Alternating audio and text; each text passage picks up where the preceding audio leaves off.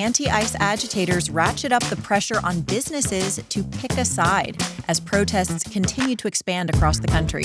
We'll be back! We'll be back! We'll be back! I'm Georgia Howe with Daily Wire Executive Editor John Bickley. It's Tuesday, February 3rd, and this is Morning Wire.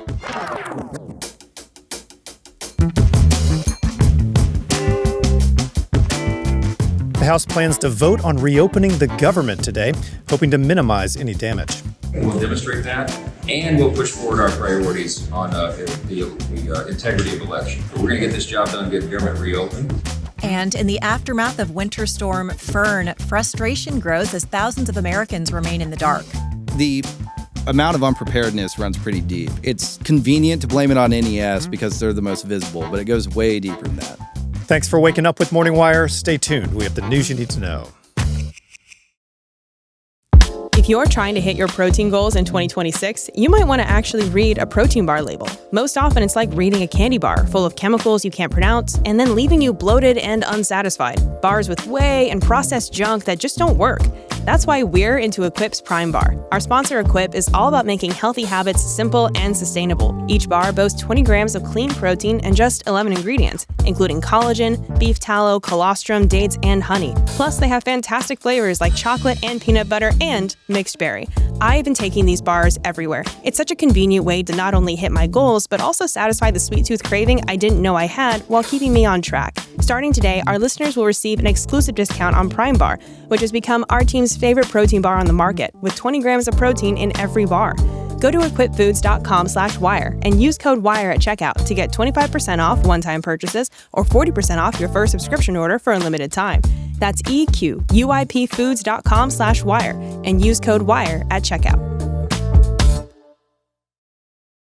The anti-ICE protest campaign is growing, with left-wing activists now putting pressure on businesses to denounce ICE.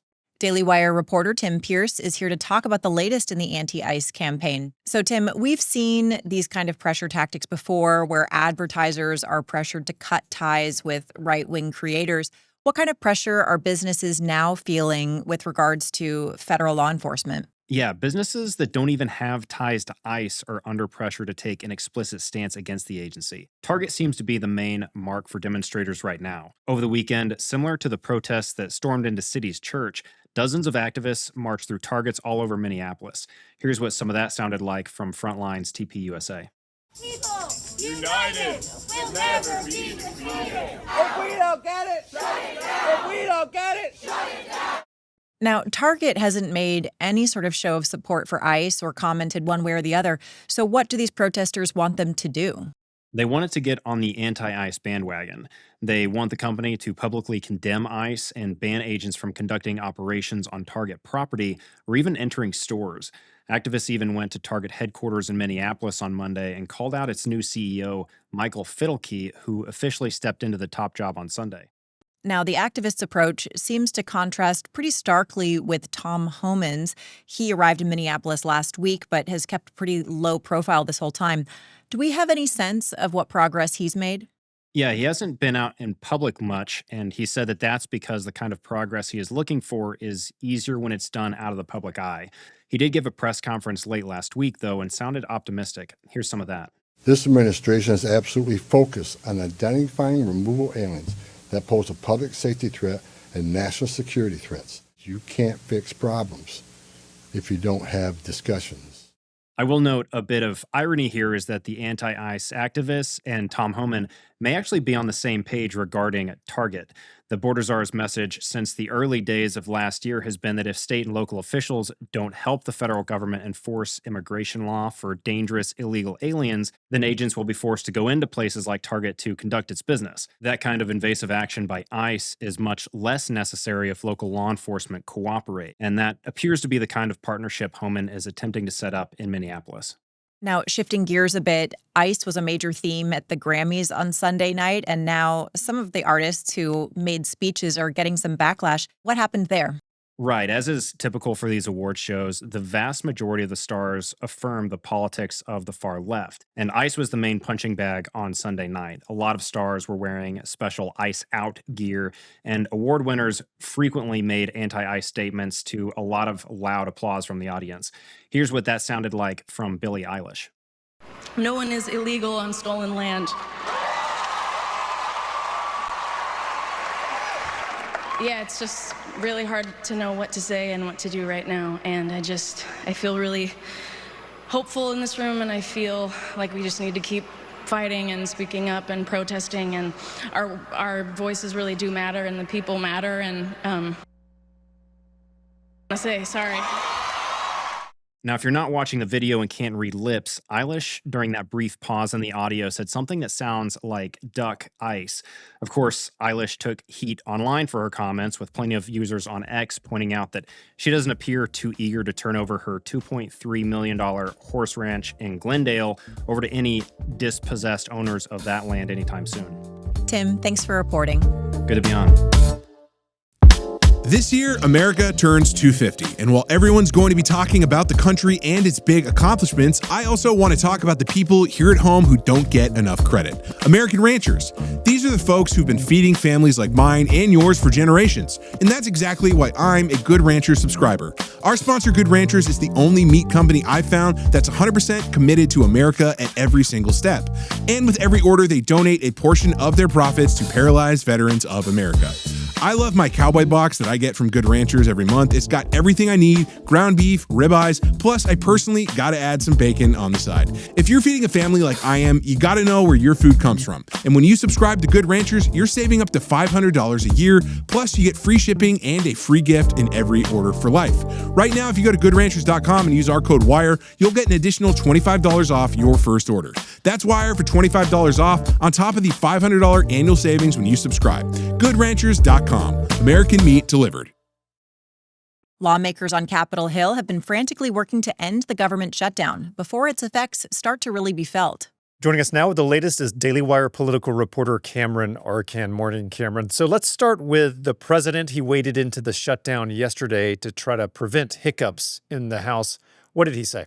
So the president said no changes to the spending bill as it stands right now. As we saw over the weekend, the government did shut down, but the Senate was able to pass spending bills per an agreement between the White House and Chuck Schumer, basically saying, hey, we're going to separate Homeland Security funding. We're going to pass a short-term solution to fund that department while we work out some possible restrictions onto immigration enforcement. But for now, he's telling the House, we don't want anything added. We want to get the government back open. So here's some of what the president said in a Truth Social post. He said there can be no changes at this time, saying he's working hard with Speaker Mike Johnson on this right now. Obviously, we could see an end to the shutdown today, but these situations can be very, very fluid. The goal for the president is he wants this to get out of the House without it going back to the Senate, so that way the government can reopen and they can go back to these Homeland Security negotiations.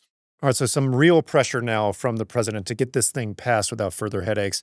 Obviously, this all started over a split on the funding for the Department of Homeland Security. You mentioned that. What can we expect with that debate going forward? So something that's really critical with this is a continuing resolution, if passed, as it stands right now, would go until February 13th. A lot of lawmakers aren't too keen on whether or not that's going to be enough time. Meanwhile, you have people like Chuck Schumer have a whole laundry list of reforms they want to see to federal immigration enforcement. For example, a pivot from a lot of administrative warrants, less of a process, to judicial warrants for immigration arrests, which could really make it a lot more difficult for immigration authorities to get the numbers that they're seeking and some of the arrests that they're wanting to get as well. So obviously, on the safety end, though, Kristi Noem did announce that officers that are in Minneapolis are going to start wearing body cameras. We could also potentially see some other compromise changes as this goes down. We'll end up seeing what actually comes out of these talks, maybe in a couple weeks.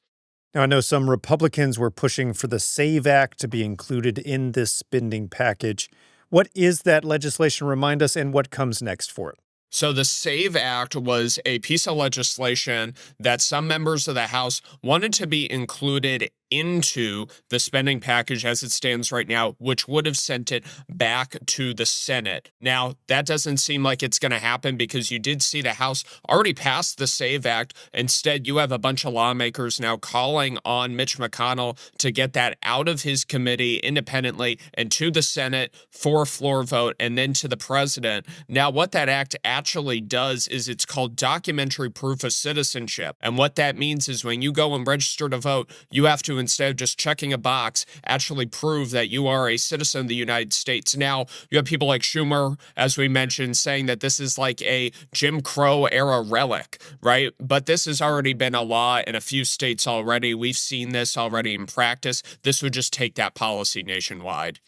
So what comes next? What should we expect today and the coming days in this process? So the hope is that the government shutdown will end today. Obviously, when it comes to Congress, things can change very rapidly. But the goal, at least to the president, is to, the House gets this out and it gets to his desk. Keep in mind, the House already voted to back these spending bills last month before we saw some of the action in Minneapolis, which resulted in that Senate deal. So already a lot of movement to begin with here, and we had a government shutdown last year, so not a great look to keep this dragging on really for either party at this point.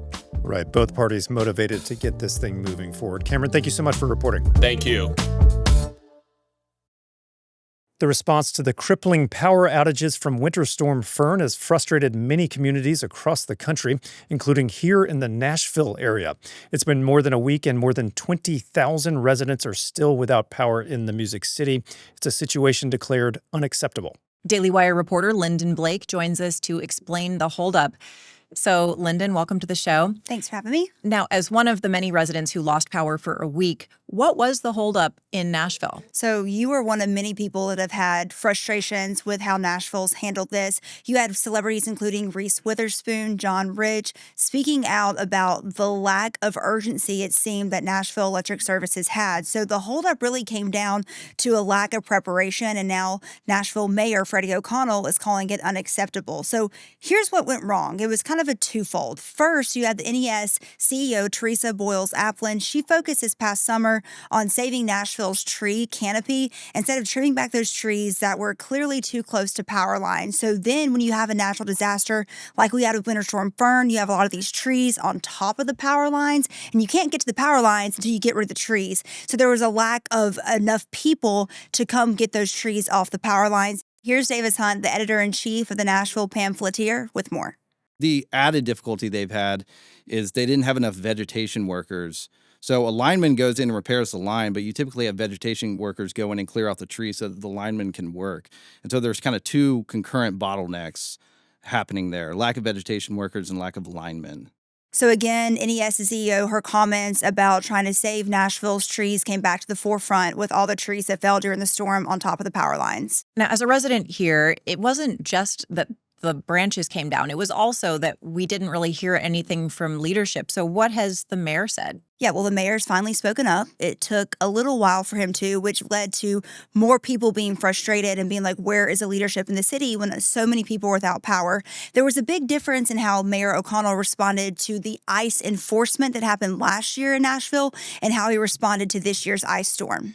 You have the ICE raids, the ICE immigration enforcement operation that happened on May 4th in Nashville. That was a Sunday. By the following Monday, the next day, May 5th, Mayor O'Connell had put together the Belonging Fund in partnership with a local nonprofit, which was designed to route resources to people affected by the immigration enforcement operation, right?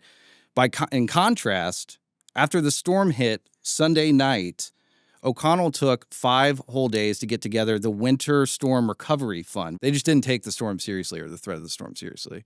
And I grew up here, so if you grew up here, you have the memory of the 1994 storm. People still talk about it yearly anytime it snows.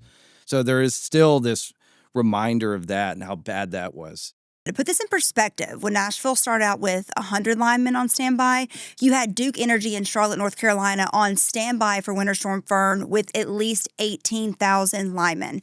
That to me was like, whoa, that just shows one state that was ready to go to work and one state that was already operating behind the ball. Well, this was a major test for Mayor Freddie O'Connell, and for a lot of us, it was a failure.